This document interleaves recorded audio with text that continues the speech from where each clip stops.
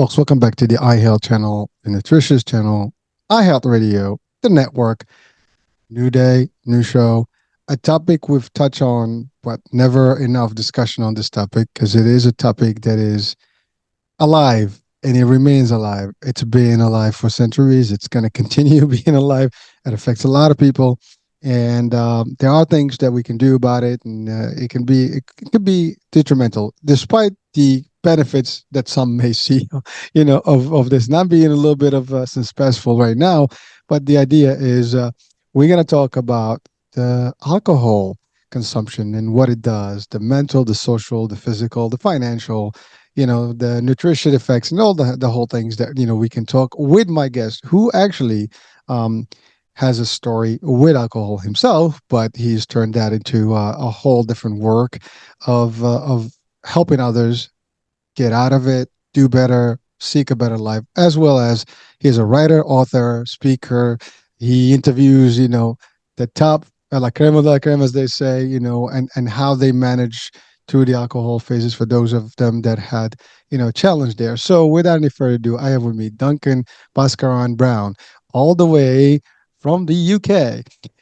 Duncan, welcome to the show, man. Oh no, thanks for having you. Thanks for having me, man. I'm looking forward to getting into a bit of a discussion. Well, it's gonna be heavy, right? I mean, alcohol is like the social thing. I mean, you cannot get into a gathering or a party or festivity without having some sort of alcohol, right?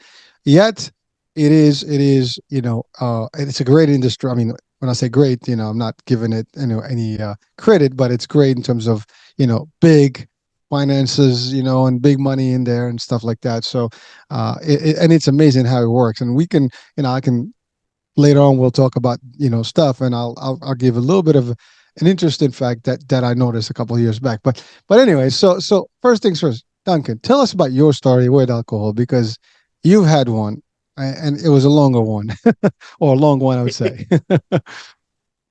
Yeah, so I mean, I guess like a lot of people, found life sort of a bit challenging in the teenage years. You want to be cool and you want to impress the girls and all of that.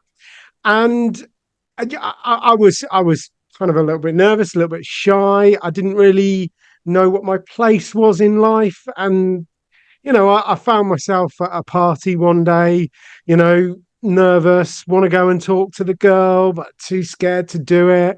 One of my friends handed me a can of beer. Like it didn't taste that great, did it? But after a little while, I start to get, the tingling in the feet kind of moves up, it gets into, and all of a sudden I feel good. I feel like getting on the dance floor. And yeah, I impressed the girl. The rest is history kind of thing. For me, alcohol just seemed to fill in a lot of gaps. It seemed to really provide me with a lot of solutions to a lot of problems that I had at the time. And it seemed to be doing a lot for me. Um, but as I went on, the amount I drank kind of increased, but the amount of people I drank with decreased. It got less and less social, and eventually I just found myself pretty much on my own all of the time, drinking, 2 bottles of wine every day after work. And you know what? It's just not that much fun. It's amazing because what you stated there is probably the majority of the humans on Earth today. At a younger age. I mean, first of all, it depends on the culture and the place and the parts of the world. It is a very social thing to have alcohol, and even in family, as early ages, kids sometimes in family are introduced to wine as part of a nice aperitif, in their drink, during the meal, right? With lunch or dinner, whatever. So it's acceptable. As a matter of fact, it's funny because a couple of years back, I was on a cruise ship in Italy, from Italy, and the kids were allowed to drink there. I'm like, so now imagine coming from the U.S. and the ships in the U.S. There's no, you have to have a certain age to actually, I think it's 21 to drink, right? So it was like, well, my kids were like, well, kids can can drink here and smoke. I was like, well, we're in Europe, it's different, right? But that's just one thing. But it is like, for example, I'm originally from Morocco, so I got a little bit of a French culture in me because I grew up with, back in the days it was more French Morocco than it is today, I would say, to a degree. And even in Morocco, I mean, they do make their own wine, believe it or not. So it sounds weird, especially it's a Muslim country, but it is, and there is alcohol in Morocco. To just some people that don't think that there is, it's not a cool thing, but it is. It's happening. People actually adopt it, and I'm giving uh, the extreme side of the culture, because when you think of Muslim countries, alcohol is frowned upon and stuff. But even in some of the countries that you can visit, Egypt, Morocco, I mean, Dubai, you name it, alcohol now is available readily, and that's the thing. So it's a thing across the world, and people get affected younger. And then, as you said, one of the main reasons, especially when in the social settings, is that you want to get um, braver. I would say, you want to put some audacity, and you become audacious, and you can go in there and do your thing and bust a move and all whatever. But as you said, your circles eventually will drop, and it becomes a problem because now it's an addiction. And like everything else, it starts with one drink, one beer, one sip, and or one smoke, and the rest, is history. And it doesn't take long before you realize that, well, you realize it, but you can't do anything about it. Most people are aware that they have a problem, but they can't get rid of the problem because it just feels good. And if you stop, you just want more. And and because it also touches on your mental abilities, or not mental, but really your brain. I mean, it gives you that nice kick, the nice, happy, feeling, and that's it. So now, how long was it for you before you really kind of took steps, and what were the steps you took? So, I mean, I drank pretty solidly for about 20 years. And it's funny because people say to me, "Oh, when did you realize that it was a problem?" And I don't think I realized the scale of the problem until I stopped. Until I started to experience life without alcohol. That was when I started to realize how much of an effect it was having on me. I mean, I knew it was getting in the way of a few things, and it was definitely causing a lot of problems within my relationship. Uh, you know, on one level, I was quite successful, but I wasn't really doing the kind of things that I wanted to do. I was doing the kind of things that people expected me to do. So, yeah, it came to a head when my wife and I we were trying to start a family, and well, I mean that was quite good fun to start off with. And we my wife got pregnant, and we were that kind of like that typically stupid couple, they're just like totally naive kind of thing. And it was all fun and games until, it wasn't. And my wife had a miscarriage, and everything just fell apart. And then I knew that I had to do something about it. Then I never stared in the mirror at 4 a.m. and had one of those blinding realizations. But over the course of a couple of months, I look back on it now, and I know I was asking myself one question, and that was, what do you want? What do you want? What do you want to do with your life, Duncan? Do you want another drink, or do you want to have a family? So I decided that, having a family was more important than having a drink. And to get the other side of it, in essence, what I did was I approached the beliefs that I had around alcohol. I believed that I depended on alcohol. I believed that I couldn't make my life work without alcohol. I couldn't handle stress. I couldn't socialize. I couldn't relax without alcohol. So I looked at that, and I asked myself, is that true? Uh, and it's not. Just, after a bit of time wrestling with those beliefs and a little bit of work around the thought process, some people would probably call them cravings, but ultimately cravings happen in your head, ergo they are just thoughts. A little bit to manage that thought process, and I came out the other side. I can put my hand on my heart and say there has never been a moment since that I've wanted to drink. Well, I mean, sorry to hear that, it took a drastic, event, And I mean, it's a wake up call at that time, and you did the right thing. And I love what you said. It is in your head. It is in your mind. I mean, obviously the chemicals and the body craves because it's got used to some stuff. Now that's the thing. Now we can touch on the health aspect of it. I mean, so the social aspect of it is obviously there's some benefits to it because it makes you like cool, or it makes you feel like you're Superman, and you can do a lot of things. But at the same time, you get the aftershock, right? The aftermath. Like the next day, you got the headaches, you got the migraines, you got the I don't know, the maybe the nausea, all the stuff that can happen with it. I mean, I have not experienced it, but I know people who have, and I've seen it. It could be very brutal, when you see people in pain going through the next day of alcohol. And again, it depends on what level of alcohol. I mean, you mentioned wine specifically.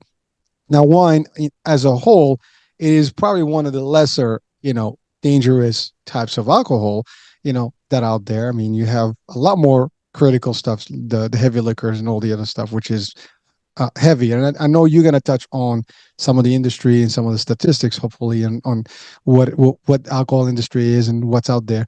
But really, it does affect, on that side. And so when you balance out the pros and cons of having those nice little drinks, it doesn't really equate well, right? So that's one. Two, there's a cost to it too. I mean, I'm sure if you add it up, it adds up quite a bit over the year of how much you spend on alcohol. It is not cheap. Now, if you want something good, it's not cheap. Obviously, you can get cheap version of it, which would be pretty much just pure alcohol with a lot of sugar. And maybe I'm guessing here. And then you have the nutritious piece of it, right? Now um, there is a lot of sugar in alcohol, and it does, can cause problems for people, especially sweet stuff. And wine is very sweet, and it's obviously grape, so it does have a lot of sugar, and alcohol in general doesn't matter what it is, it does give you that. And that's something that people don't realize as a uh, correlation between alcohol and sugar and maybe diabetes and some other stuff. We know alcohol also damages the liver because the body, the liver needs to detox, and it gets a burden. A lot of people have problems with their liver over the years if they're heavy alcoholic, trends, right? So it's difficult. So what have you, I guess, discovered throughout your journey about the health aspect of it from your own perspective, and or the collective? Because you've done the work and you also interviewed a lot of people who had similar stuff. What is some of the common stuff that you've heard that touched you in terms of financial, health, and nutrition, all the above? Yeah, I mean, I think you hit on quite an important point just to start off with. There are quite a lot of calories in alcohol. Yeah, there's a lot of sugar in it. In essence, alcohol, like ethanol, it does not taste very nice. Therefore, people have to, uh, you know, give it some flavor over and above just the ethanol. I mean, that's the purpose of cocktails, isn't it? It's the idea is to disguise the taste of alcohol. But even in wine and beer, there's an awful lot of sugar in it that sort of detracts from the actual taste of the alcohol. So whatever you're drinking, it's probably going to be about the same as a couple of scoops of ice cream. And I think if people started to think about alcohol like that, they would probably pause a little bit because it's all right. Like I've got no problem with eating ice cream. As before we were chatting before we started, unusually in the UK, the weather is really good at the moment. It's really, really hot. It's the kind of time to have some ice cream. Uh, that's fine. You have ice cream occasionally when the weather is good. That's all right. But, you have two scoops. You don't have two scoops and you think, oh, I'll have another couple of scoops in half an hour, and then another couple of scoops after that. And you don't eat, 16 scoops of ice cream in one evening, do you? But people will keep going back to the bar, won't they? And they'll drink after drink after drink. And I think to sort of see it as it is, you know, that makes people think of it a little bit differently. And of course, I'm sure your listeners are aware that actually drinking calories is it's like the worst kind of thing because it doesn't provide you with any nutritional benefit. It doesn't even make you feel fuller. So it's got a lot of disadvantages from that point of view. In terms of your gut microbiome, it's pretty bad for that. So it will get to the point where um, it will compromise your body's ability to absorb certain vitamins. So most people who drink a reasonable amount, you don't even have to drink that heavily, but that will compromise your ability, particularly with the B vitamins. So most drinkers are pretty deficient in those B vitamins. Um, what else? Yeah, and it can make your gut leaky. So drink enough, it will give you leaky gut syndrome. It's all manner of just like problems around nutrition and general health. Then we can go into sleep. That's a huge one. And again, I'm sure your listeners are the kind of people who are more switched on and they're more aware of the power and the value of sleep. And alcohol compromises your sleep, which surprises a lot of people because they think, oh no, alcohol makes me sleepy. How can Knocks it me do out. that? Yeah, but it does affect your sleep and it starts at a very small level. So just one glass of wine, just one drink is enough to actually have a measurable impact on your sleep. A couple of glasses is going to reduce your the quality of your sleep by about 24%, and that's going to attack the deepest part of your sleep, the really important part of your sleep, where you lay down memories, where you grow, where you process emotions. So that's at a relatively low level. People think, oh, two drinks, nothing wrong with having a couple of drinks, but actually it has a significant impact on your sleep. In terms of sporting performance, alcohol has a massive impact on your recovery. Again, I'm sure your listeners are very familiar with the idea of inflammation and sport. Any sort of like serious exercise causes inflammation. So to recover from exercise, you want things that are anti-inflammatory. Alcohol, unfortunately, is pro-inflammatory. So absolutely the worst time to drink alcohol is immediately after you've exercised, which is when most amateur sports people drink it, isn't it? So I mean, it literally it attacks everything. It also it dehydrates you, doesn't it? So all of those kind of pillars um, of well-being, of health, diet, activity, sleep, and hydration, it's bad for all of them.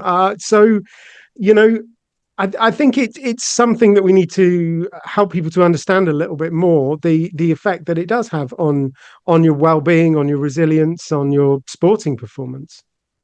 Well, Duncan, I mean, just listening to you, it, I'm sure people are just like wondering, well, why do we even have this? Why is it a big industry? Why is it, people still kind of feel the need for this, right? I mean, in festivities and stuff like that. I mean, in parts of the world, there's like beer gardens, right? That you have, right? I mean, I remember one of my trips to Germany, and we went to Munich, and you're in Munich, you got to go to the beer garden. I mean, not drunk, but you go there just because that's where people do. An example. So there's an almost an anchored version of alcohol everywhere. You mentioned bars, people hop to bars everywhere. As soon as there's a festivity, TGIFs, right?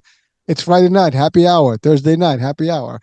It's very attractive. You can't even have a restaurant that is doing good if you don't have alcohol in it, right? I mean, it's almost like a sad, statement, but many, restaurants that don't have a liquor license, for example, at least in the States, they don't thrive well the same way if they had a bar, into their stuff. The bring your own stuff doesn't really work as well, right? And so there's all these things. Industries are huge. I mean, you look at the Super Bowl for us, the World Cup, right? Beer is there. I mean, it's like, the big guys, Budweiser, all these guys are, out there in full presence, right? And they sponsoring these things, big money. So there's money to be made, and industries are all attached to it. I mean, there's almost nothing that you cannot do these days. You go to work. I mean, even work, sometimes they have parties and things like that. And there is like a bar, right? At those parties. Now, we can talk about the problem with alcohol and the job and the employment, because it can really cause a lot of problems to a lot of people when you wake up in the morning and go, you don't show up to your work, or you show up with a bad breath, or sometimes really just still like a little bit tipsy, so all these things are can problematic. And listen, I've seen people actually who had alcohol addiction and come to work and they lose their job because of that.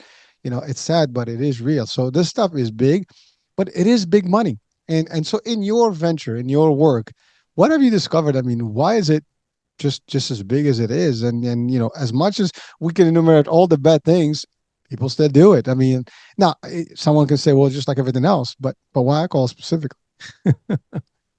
I mean, I think you've hit on quite a few very interesting points there. And you mentioned the Super Bowl and Budweiser. Budweiser is actually one of the two of the top 10 sponsors. They publish lists of who pays the most for the commercials in the Super Bowl, don't they? And Budweiser is always in twice, once for Bud and once for Bud Light. So yeah, very much. And there's of course a huge irony behind that because a significant amount of the recent Super Bowls have been won by Tom. And I know he's a bit of a wedge issue. He's not popular with everybody, but you can't argue with the fact that he's fairly good at football. And of course, he doesn't drink.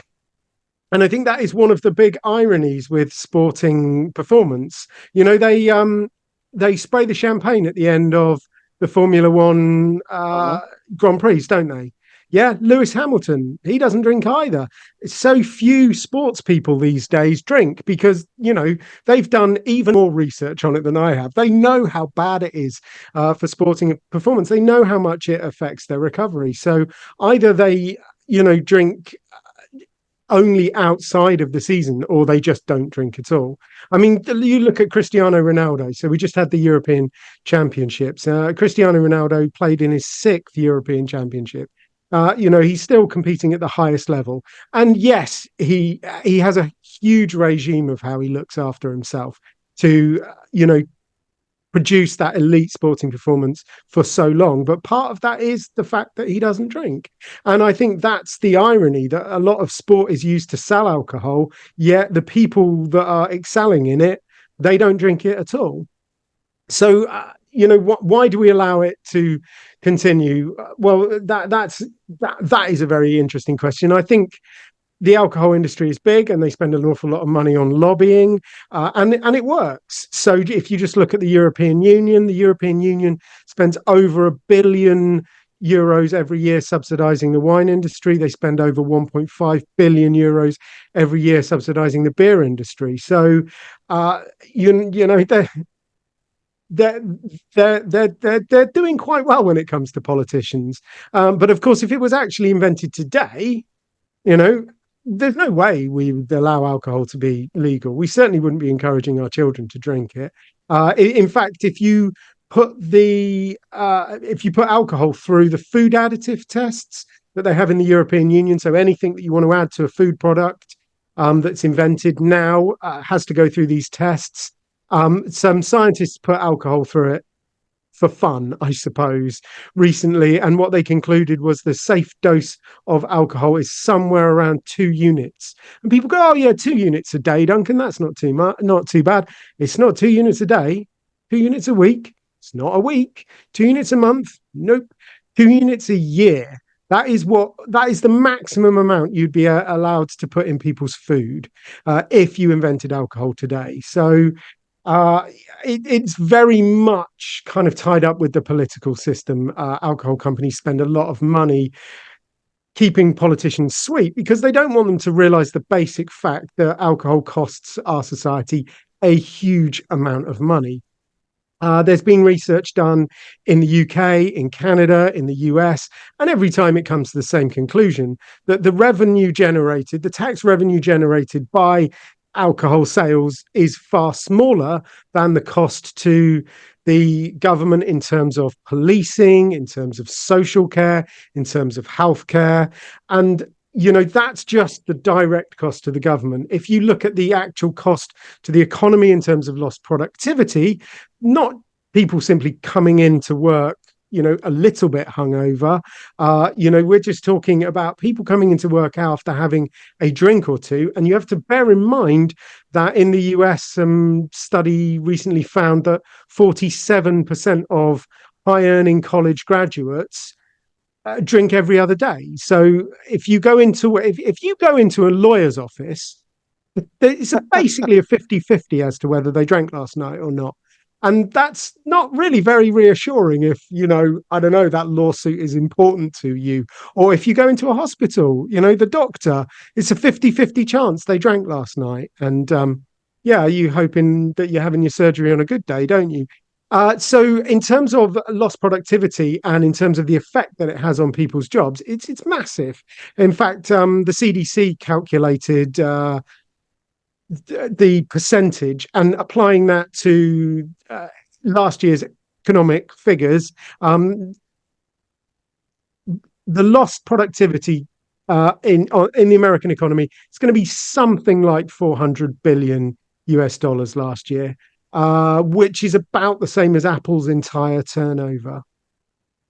Ooh, scary numbers, scary statistics, and definitely, first of all, you've talked about, some elite sport, stars, and you literally clear stated, the obvious. These guys don't partake in the practice of drinking alcohol yet. It is all around them. As a matter of fact, it's funny because even the World Cup in Qatar last year, right? They Budweiser was still there, and yes, I mean it is a Muslim country, and they kind of made some rules around how the drinks and all the stuff's going to be, and what will be served, and so on and so forth. There, because Budweiser even had they have the zero, alcohol stuff too now. I mean, I think all the beer companies have done the zero, the Heinekens and all the stuff because they realize like, well, we can still get some action for those guys that don't drink, right? you know, but it's in. Go ahead. Well, I think that's one of the ironies that now a lot of beer companies they to try and promote a more healthy image, the sponsorship deal that they have with football clubs now is often their 0% brand. But of course, that is just the name of their beer company with the number zero after it. So it's not like they are advertising anything differently. You can then also get kind of cynical about it and talk about line extensions. So, like Coke has got like 87 different flavors. Like you can get Coke mango and Coke chili banana chocolate chip these days. And it's not because there is any genuine demand out there for that. It's just the more bottles of Coke you can get on the shelf, the less space there is for Pepsi and Dr. Pepper. So they keep coming up with these different versions of it to try and crowd out the competition. And that is effectively what they're doing with 0% beer. If you put a 0% Heineken tap on a bar, it means there's less space for another beer brand on there. So, yeah, whilst, I'm a fan of alcohol-free beer if it's going to help you to drink less. I'm absolutely a fan of it. I think we've got to be a little bit cynical, particularly in terms of sponsorship. They are just they're promoting their brand and just sticking the number zero at the end of it. Speaking of sponsorship, but you gotta give them credit. I mean, they do come up with some crazy ads, man. I mean, I remember, was it 90s? What's up? Like I don't know if you remember that one. That was one of the iconic ones. I mean, they do use good creative, and talent to market their products, and they're good at it. I mean, if you look Yeah, at even wine, they've right? It's got the same. to. Yeah. Oh yeah. I mean, it's big. Yeah, they've got to because what they're selling is poison. And there's another thing about the alcohol industry. It spends about three times more on advertising than industries do in general, for the simple reason that what they're selling you is effectively a lie. They're saying, look, drink the beer and the girls in bikinis will be flocking around after you, and that is just not true. So yeah, of course, they've got to spend a lot of money on advertising. They've got to hire the best creative professionals because they can't exactly talk about the features and benefits, because the features and benefits are misery and ill health. You're the first one who actually put features and benefits. That's usually a term we use in sales training, but I love it when you presented that in this discussion because, as you said, there is none, right? Let's see the feature. Well, the feature is that you get drunk, and the benefit is you're gonna have a bad migraine and bad liver at the end of the day. So I mean, you're right. Just like it could be very interesting just to even think about that. Well, listen. I mean, you're doing terrific in terms of sharing this value and at least we're having some fun with this discussion, but I know that people who may be drinking, who may not be drinking, but at least I could tell you there is no one that exists today that does not know someone who drinks. I think we all know someone who drinks, right?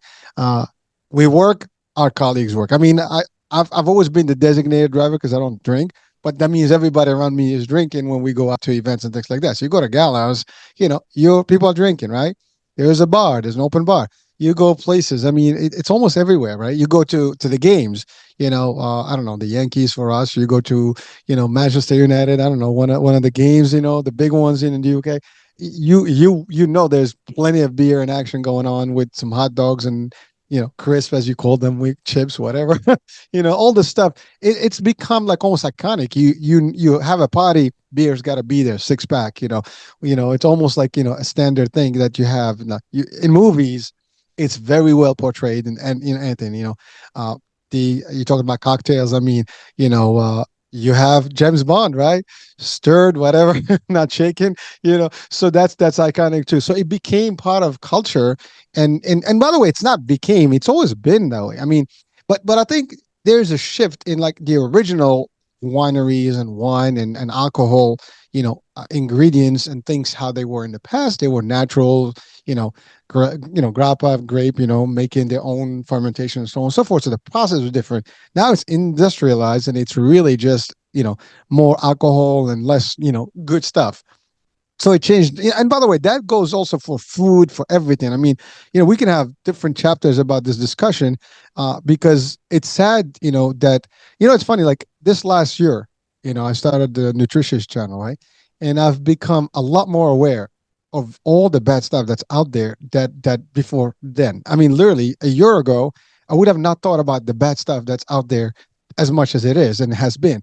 And even I just learned, through some of the work here, that the food industry, you know, they got started by tobacco companies, and scientists kind of moved into the, when you start thinking about this stuff, like, what the hell's going on here? And it's said it's all about money, profit, and it makes money to other industries. I mean, obviously, people get sick, healthcare is cool, it's cool, pharmacy's doing good. There's benefits to others, to other industries, yet, it's not really beneficial to the individuals. Uh, Family divorce, potential loss of life. I mean, accident, DOI is a big deal, right? People kill each other on the road because they're drunk, right? This stuff is actually happening. You can get a little alcohol buzz and now you're in a bar fight and then you're in jail, right? So there's all kind of bad things that can happen to us as humans with the I guess attribute of alcohol. We should be able to not have it. Obviously, it's part of the society. Now, there are ways to do this, and the one way is individually taking a stand, right? Now, you've written a couple of books, or more than a couple. I think there's a few books, and one of them is right behind you, "Real Man Quit," right? And that I love that title because like I can't quit. I'm a macho man. It's my cool. I gotta look like the part, because when you go to a party, it's like, "Well, you don't drink? Oh my god!" And by the way, I used to get that all the time. I mean, they come to me like, "You don't drink?" No, I don't. What is that? Religion? I happen to have that religious aspect of it, but I do it also because it's my health. I just know it's not good for me. Yes, I mean, you can look at it but even with that religion, the fact is, I don't drink because I know all the bad stuff, and I've seen bad things happen. I mean, I've lost a beautiful soul, a cousin of mine, to alcohol. I mean, literally, he died of alcoholism. So I can tell you, I've lost my family members to drugs, and I've lost family members to alcohol.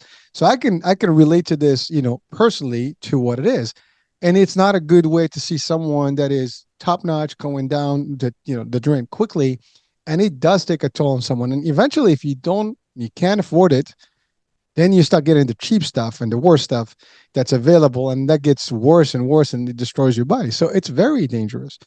Now let's talk about your books, man. Yeah, so I wrote Real Men Quit, for a lot of the reasons that you just outlined.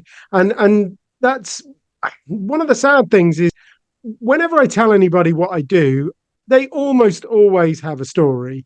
They know somebody. It's their son-in-law, or it's their cousin, or it's their dad, or it's their uncle, and it's so often it's men because, well, men drink. I mean, that's not simply the impression that I think we've both got. That is the facts. The World Health Organization found that for every four drinks that were sold worldwide, men are going to drink three of them. So we are significantly out drinking women, which makes it unsurprisingly that we have significantly more drinking problems than women do, about two to three times more likely to develop a problem with alcohol, which reaches its absolute height if you are a white man like me.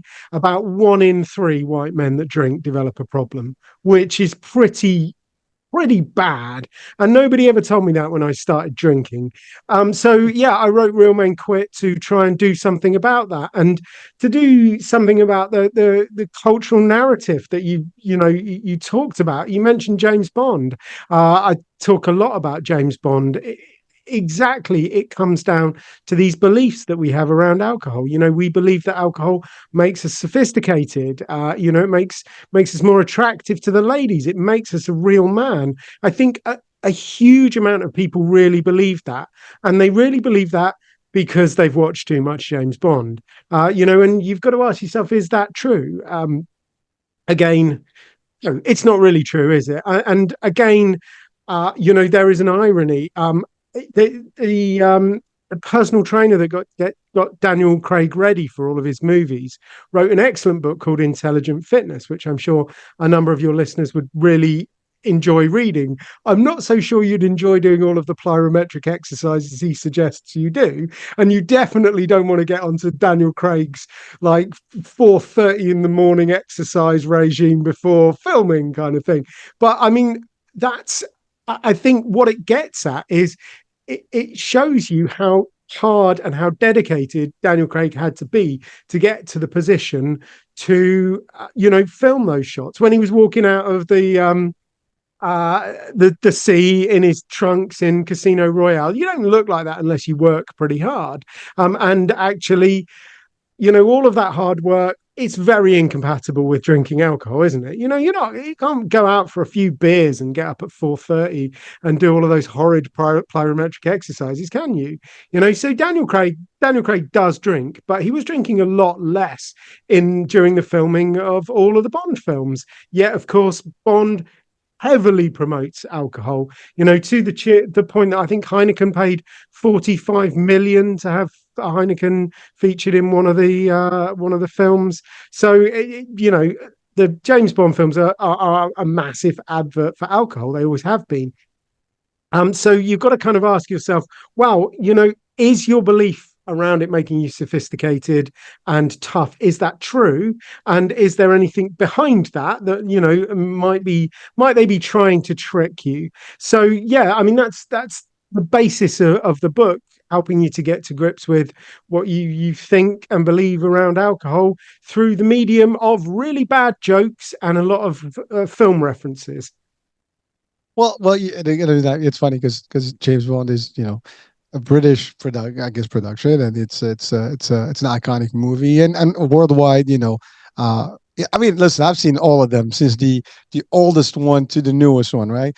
And they're actually great movies, action, all the stuff, and you live up to they live up to the expectation. But you're right, there's a big portrayal to for alcohol and the alcohol industry and how classy it makes you. I mean, when they go to these big galas with the billionaires, there's top shelf drinks all over the place, and that's the other thing. Like, even drinks, top shelf versus lower shelf kind of concept. I mean, even there's a hierarchy in the drinks levels. If you got what it takes, you get from the top. If you got no means, you go from the bottom, which is the cheapest stuff. We'll get you a little Uzi quick. But that's the thing, right? The book itself is really a guide, as you stated, to help people kind of see it for what it is, potentially get out of it. Now so let's talk about that. Like, most people will probably have a challenge getting out of it because it is an addiction.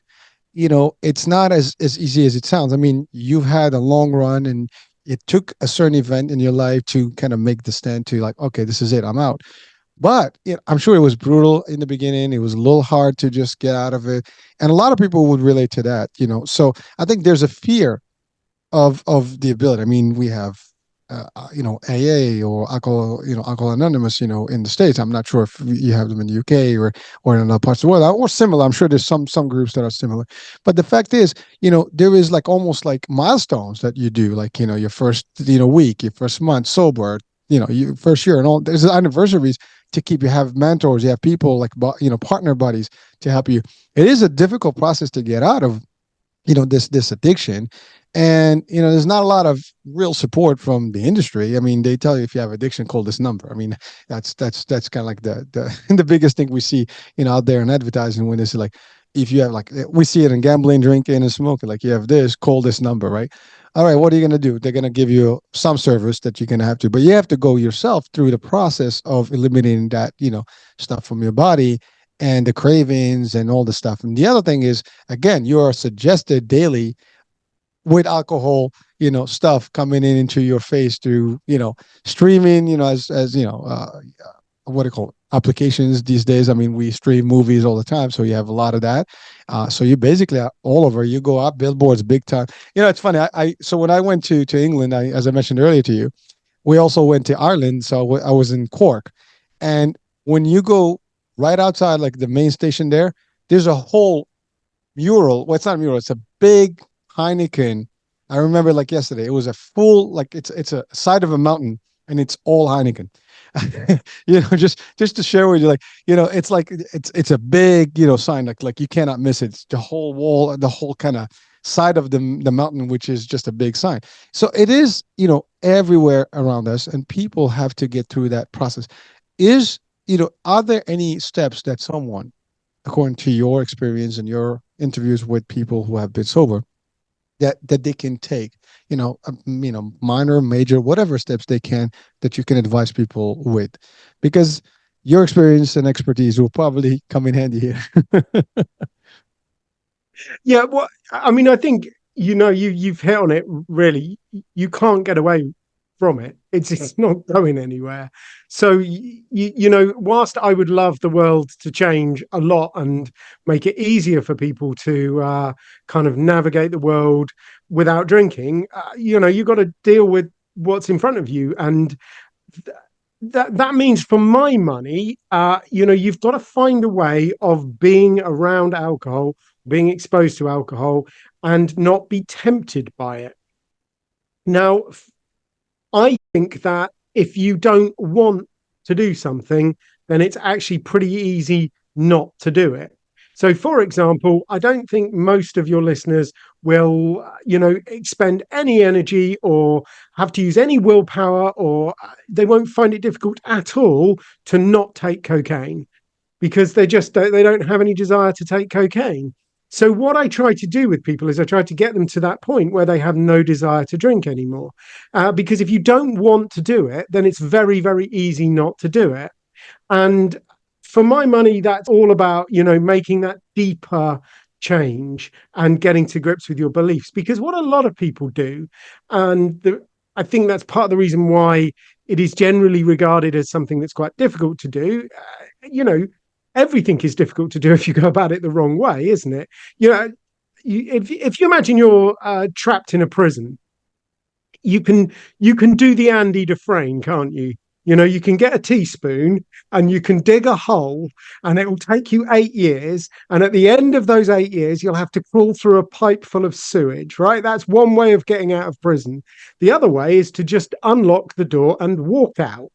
And if you just, you know, unlock the door, it becomes a lot easier, a lot quicker, and you don't have to crawl through the sewers. So, for my money, it's about getting to grips with those beliefs, because those beliefs are what drive your actions. They're what drive that desire. If you genuinely believe that alcohol doesn't do anything for you, that it doesn't help you in any way, that it doesn't enhance your life, then it becomes more of a question of why was I doing it all of that time?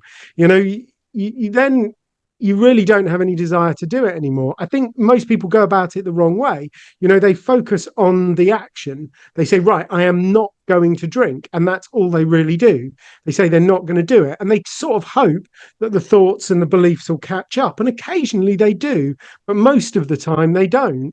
So I think if you approach it from the other direction, you start off with those beliefs, you don't change your actions at all. You just start off with those beliefs. You ask yourself, you know, is alcohol serving me? Is it helping me become the person that I want to be? Is it helping me live the life that I want to live? Is it living up to the expectations? Is it delivering on the promises? You know, once you've done that and a little bit around managing the thoughts, then the actions, they just fall away. The actions then become the easy bit. Well, Duncan, thank you. And it's amazing. I mean, I love the analogy. You open the door. It's obviously the quickest way. Now, again, you mentioned prison. It's a little tough, but you're right. It is tough because I mean, the analogy actually does play real because we it is a prison because everywhere around you there is alcohol. So you want to figure out a way to get out of it. Now you don't have a warden. You don't have nobody to stop you. You just got to figure out like what, I'm doing this, and you taking that leap of faith to do it. And because again there's you mentioned family earlier, right? Many people lose their families because of alcohol. Many people become aggressive, and even it gets to a criminal stage. If you get into the stuff, I mean, there's so much stuff that can happen. Yet it can be stopped, but it is a long process. It is not going to be overnight, especially if you've done it for years. I mean, you did it for 20 years. Don't expect it to go overnight. I mean, it's just not going to happen, right? Even 1 year, probably going to be some time, to get it out of your system. I mean, I think I've read some stuff like if you were to stop literally not drinking, the alcohol will take about 40 days to just not be in your blood, right? So I don't know if that's an actual real, and someone can chime in on the comments and throw in some data to us. We love those things, but these are like important things to realize that it's not going to be just gone. But I think the support, knowing that other people have gone through it, knowing that there is huge numbers of people who are experiencing the same thing as a person who is having an addiction with alcohol, can help, to know that you're not alone. There's a lot of help out there, and maybe you can do something about it. And like you said, when you make the realization that life is better without it, and you can do better for you and stuff. And I've had actually great stories and great guests in the past who have similar experiences that were very bad at first, with alcohol or even drugs, and then they made the huge 180 degrees into a better lifestyle and better everything, and coaching and stuff. And I admire that. I mean, and you know what, listen, we all had something in our skeleton, in our closet, skeleton in the closet, if as the expression goes. We all had a youth at a point, or we are still going through it for those of us who are much younger. And that's the thing. An advice would be that maybe the younger crowd, the younger generation, should be a little bit more aware and educated. And I have to say, today's social media, today's podcast, talk shows, there's a lot more awareness than it was back in the days. So I think there is more opportunity for people to receive these messages and seeing for what it's worth, and then making some changes early on than back in the days. I mean, sadly and good, in a good way. Everybody is attached to their phones and cell phones, like everywhere. Everybody is a social, but at least there's bad stuff in there, but there's also good stuff. And so if you come across a page or some sort of a an influencer, somebody that is talking about this stuff, it can make a difference in people's life, and hopefully get them early on to stop before it gets too late. And sometimes it's a good thing to know the outcomes are not going to be there, right? And and sometimes not just for you, your kids can actually take bad habits from you, and so on and so forth. So it can be a lot of problems. Now, I've got a question for you.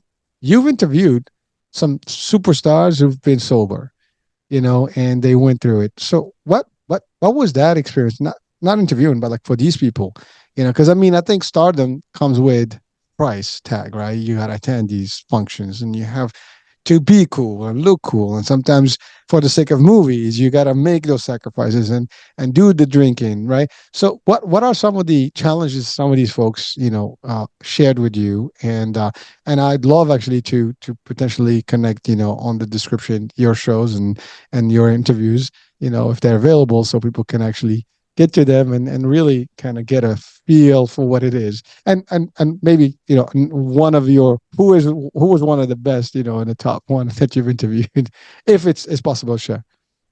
Yeah, so I've interviewed a couple of very successful people in the movie business. A guy called Ted Perkins, who was a studio executive. He wrote a couple of films, and absolutely, when we talked, he was talking about the kind of, actually it is almost a part of the job in Hollywood. You've got to go to the parties, you've got to schmooze, and yeah, there's alcohol at all of them. Um, and Ted, like a lot of the people that I've interviewed, they were often really very successful, performing at quite a high level when they were drinking.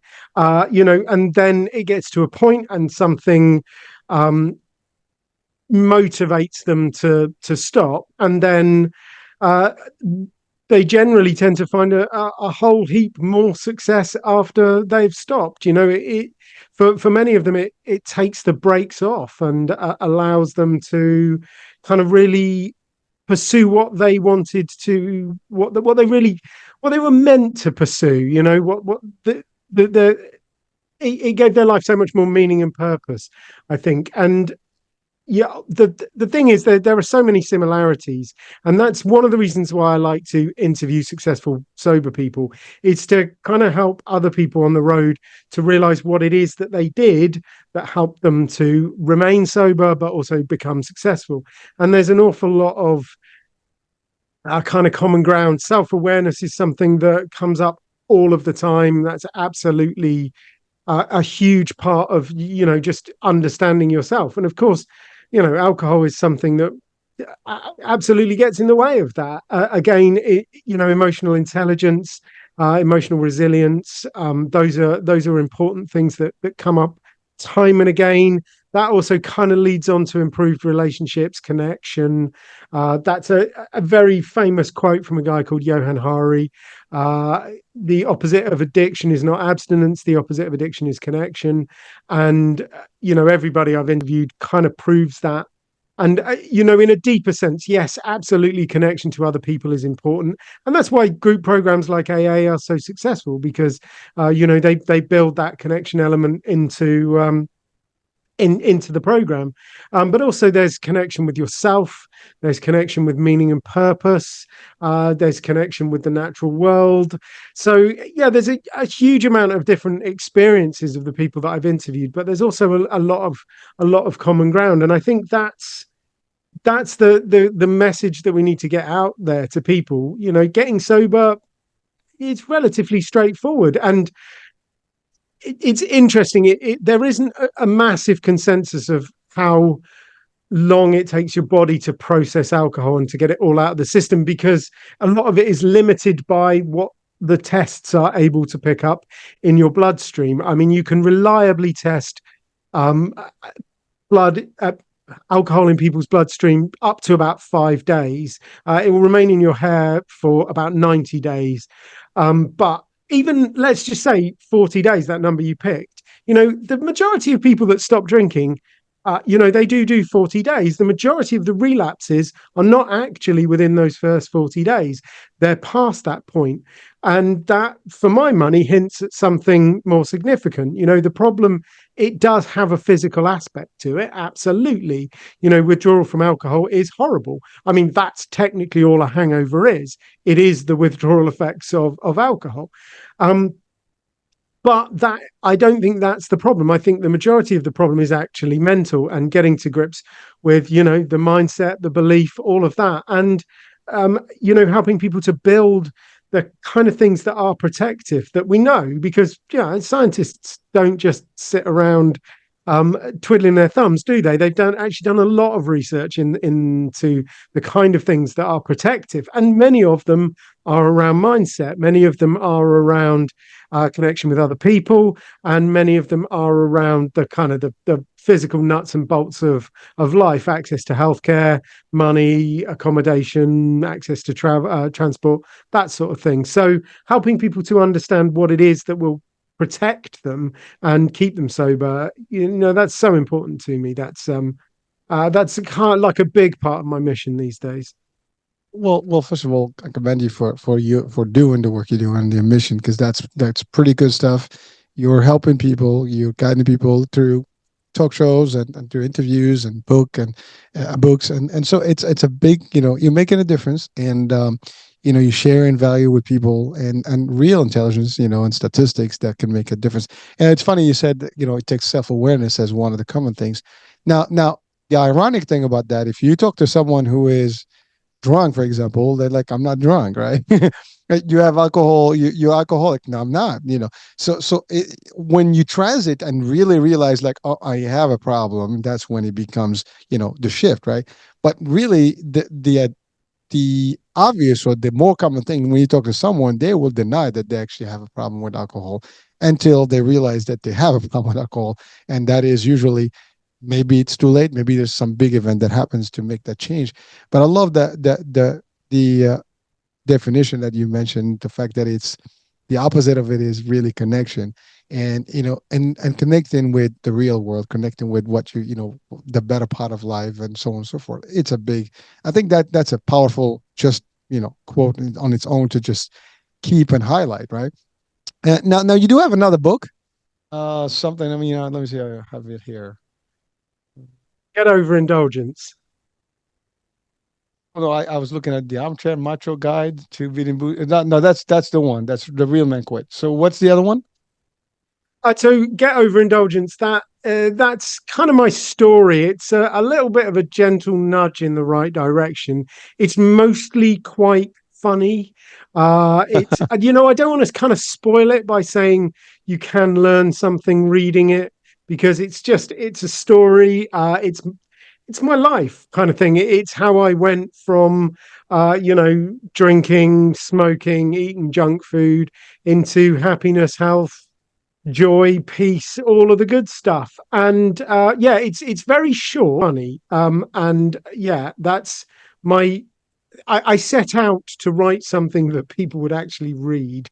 So short and funny was where I kind of aimed for, and I really like it when people tell me that they read it in an afternoon. That's one of the nicest things people say to me.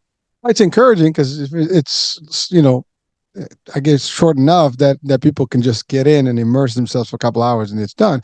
But you get absorbed because sometimes you get intimidated with a larger book. You're like, oh, this is going to take time. I got to figure out, and so you don't get started with it right away. But if it's something you can just browse through quick, it makes a difference. So yes, and again, these real stories they can make a difference because it's not fiction. It's not sci-fi. It's real stuff. It's a human who actually has been through this and they share their life story and it makes a big difference.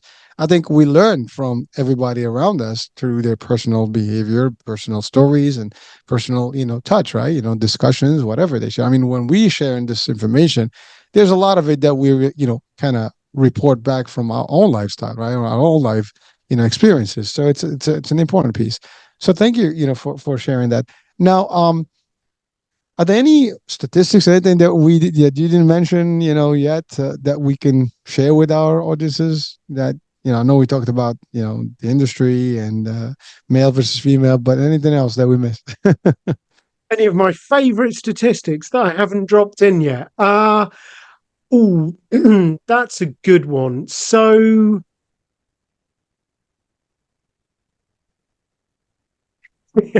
oh, well, I can go on my little rant about opioids if you like, because, like, I know opioids are devastating and cause an awful lot of pain and suffering in America. And, I don't want to do down that suffering in any way, shape, or form.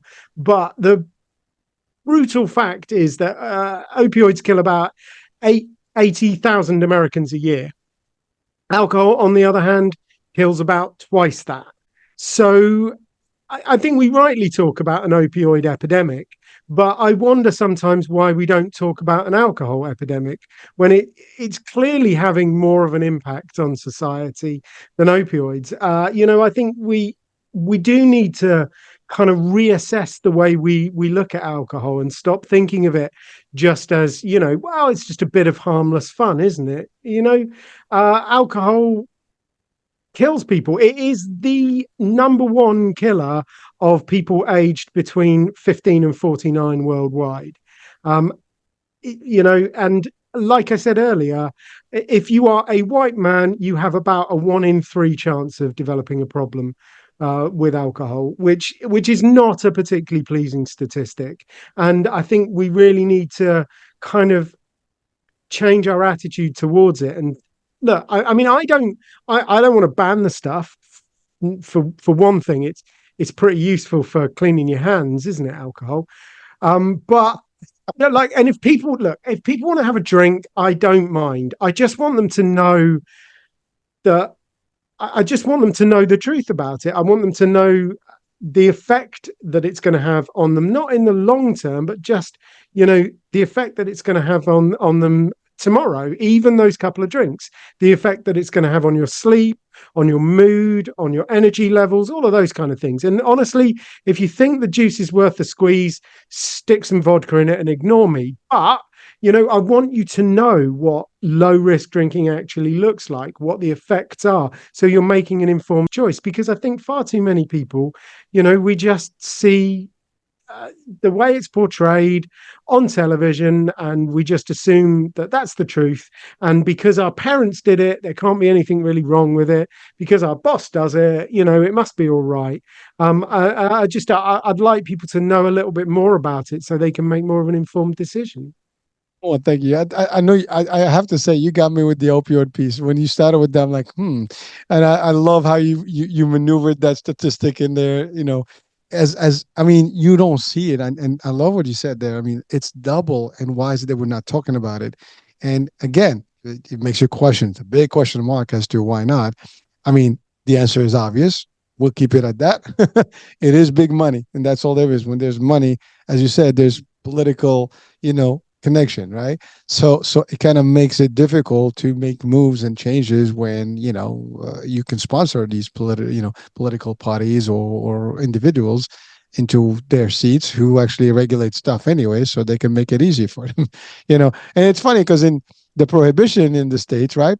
Politicians did that, right? And it's like it's you can make them do and don't. I mean, it's amazing how that plays when you want to do and make a change about it. And even when they did, it's have illegal stuff going on. So, you it just shows that it's not going to stop. But I love what you said about the ideas, like you want to share with people. Now, my funny thing, as you were talking about, like just the 2 drinks and what they mean to you for that night. I mean, you could become a parent the next day. you know that happened many times over, right? And that could be a shocker for a lot of you, like oops.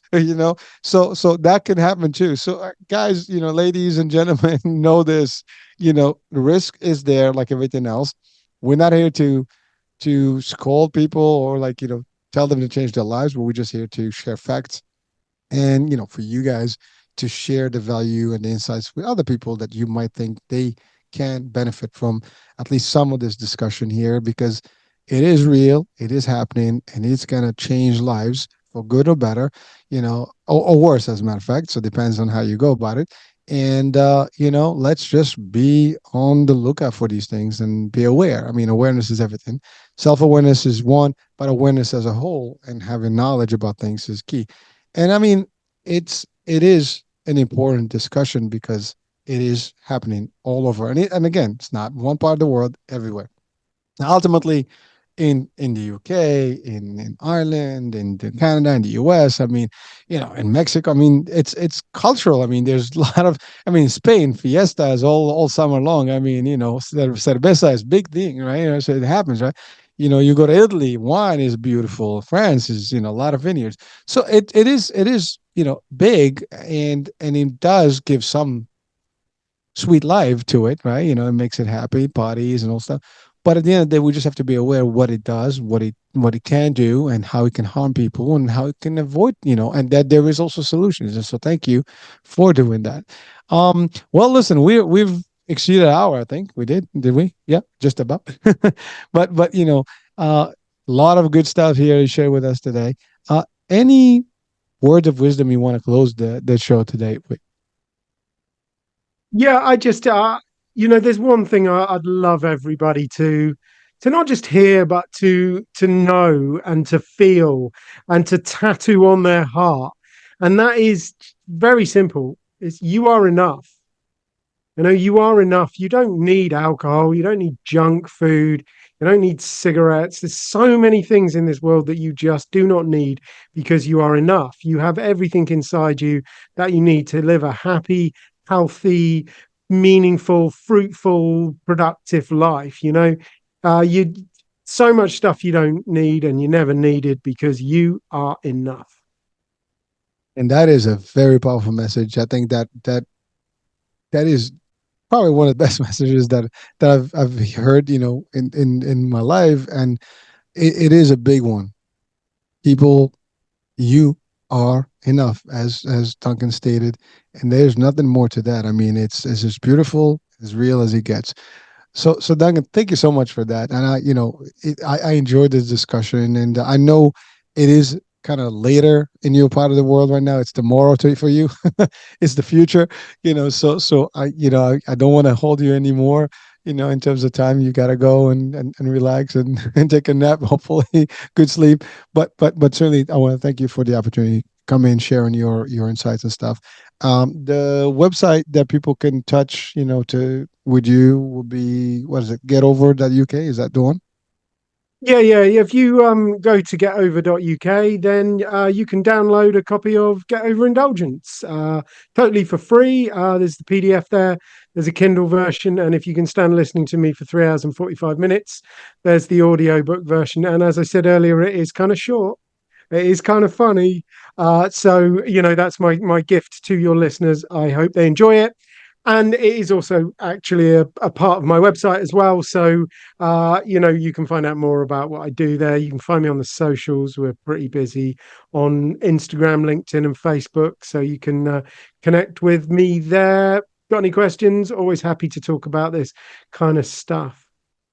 One thing I didn't ask you, Morris Dancer.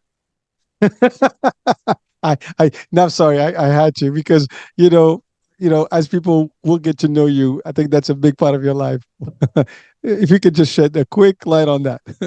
Yeah, so Morris dancing is a kind of traditional English folk dancing. And it is a little bit tied up with alcohol. And honestly, I started because it's a socially acceptable way of drinking in, lunchtime, maybe even earlier than that. A lot of the dancing that we do is at pubs and places where alcohol is flowing. So that was why I started. And then I stopped drinking. And I thought, oh, am I going to enjoy it? Is it going to be the same? But I'd made a commitment to the guys and I didn't want to let them down. So I went to a couple of events and I really enjoyed it. It was amazing. And it turns out that I actually do like dancing. And I like the guys I dance with, and I like the tradition, and I like the sense of community, and I like the places we go to. I like the events that we go to. And it kind of really struck me that actually it was never about the beer. It was always just about the people and the movement and the dancing. And yeah, we get to wear silly hats as well. So I do kind of enjoy that as well. And I think that for me it really sums up so much of life. We think that socializing, we think it's about the alcohol. It's not. It's about your friends. It's about being relaxed. It's about having finished work. It's just about going out and enjoying yourself. And you know what? Sport, it's actually about the sport. It's about the beer. It's about sport because sport is enjoyable. It's, Well, Duncan, thank you. And so I forgot to ask about the Morris dance, but because that is a very neat dance, and it's, I think I've seen it traditionally, so it's pretty cool. So yeah, folks, do check out Duncan's website, and of course the book, I'm assuming, is available on Amazon and whatever the books are sold, right? oh The yeah. Okay. All good bookshops and some bad ones, but yeah, just put Real Men and Quit into Amazon, and you will find us. All right. Well, listen, Duncan, it's been real. It's been a pleasure. Thank you so much for being with us, man. I had fun tonight. It was good. Thank you. Yeah, yeah, me too. I've really enjoyed myself. Thank you. All right. Well, there you go, folks. We've had a good time. We've shared some insights. Duncan has really given us a spin on alcohol and the good, the bad, the ugly, and why you're enough, and that's all that matters. So, that being said, we're going to be closing our show today. So, I'm Herc Mitch. We'll be talking soon. New day, new show, new topic.